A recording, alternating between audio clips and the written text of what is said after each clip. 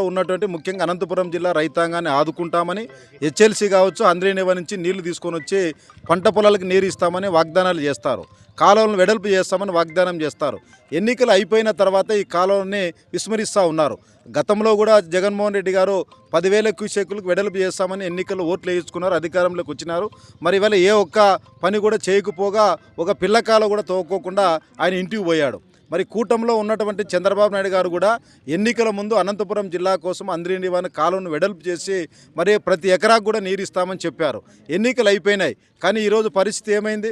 కాలువను వెడల్పు చేయకపోగా ఈ జిల్లాలో కాలువ ద్వారా ప్రవహిస్తున్నటువంటి భూగర్భ జలాలు కూడా ఇంకిపోయే పద్ధతుల్లో ఇవాళ మొత్తం అంతా కూడా కాలువకు లైనింగ్ చేసేసి మొత్తం అంతా కూడా ముందుకు తీసుకుపోయే ప్రయత్నం చేస్తూ ఉన్నాడు. అంటే మొత్తం అంతా కూడా ఎన్నికలప్పుడు ఒక మాట, ఎన్నికల తర్వాత ఒక మాట. ఈ జిల్లాలో ఉన్నటువంటి ఉమ్మడి జిల్లాలో 14 మంది ఉన్నటువంటి ఎమ్మెల్యేలు కానీ 2 ఎంపీలు కానీ ఎవరు కూడా మాట్లాడలేనటువంటి